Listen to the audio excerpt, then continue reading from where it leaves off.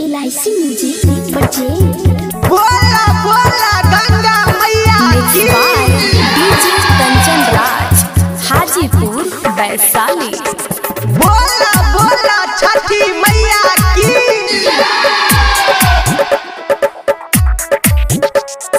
चलो ए भौजी मन कहनमा छोटी माई के करे पूजनमा।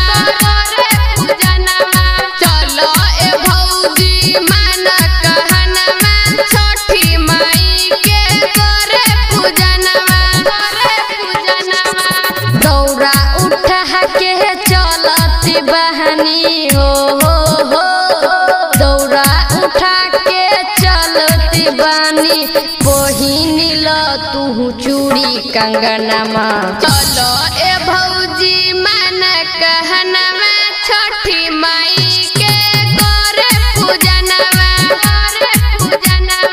चलो ए भौजी मन कहनमा छोटी माई के करे पूजनमा।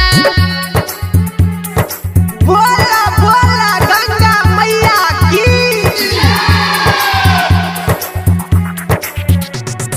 DJ Kanchan Raj, DJ Kanchan Raj. चलो ए भौजी, चलो ए भौजी मन कहनमा छोटी माई के करे पूजनमा। करे पूजनमा, करे पूजनमा, करे पूजनमा। बोला बोला गंगा मैया की।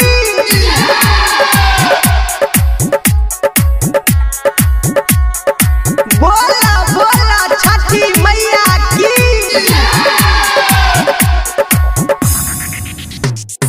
छठी माई के है दर्शन कराइब, संगे संगे सारा मेला देखाइब।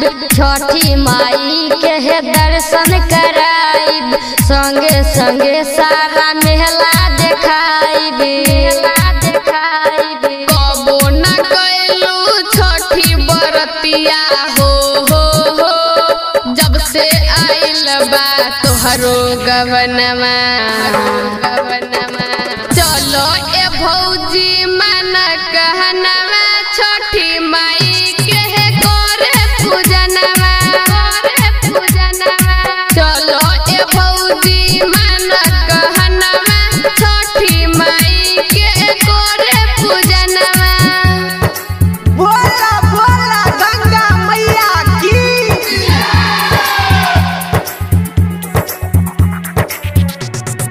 DJ Kanchan Raj, DJ Kanchan Raj. चलो ए भौजी, चलो ए भौजी मन हाजीपुर वैशाली, माई के करे पूजनमा। करे पूजनमा, करे पूजनमा, करे पूजनमा। बोला बोला गंगा मैया की।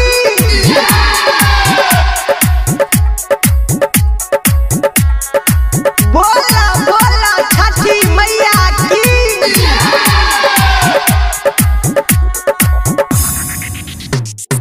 सूरज देव के आरख दी है, मोनी के सरदा आपन कही है।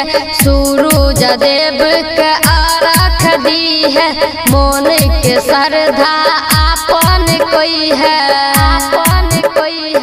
राइटर विकास राजेश सुसंत हो पाजे बुगदिया में जोरा ललनवा। चलो ए भौजी मन कहनमा छोटी माई के है करे पूजनमा। चलो ए भौजी मन कहनमा छोटी माई के करे पूजनमा। इलायची music recording studio Triveniganj Supaul.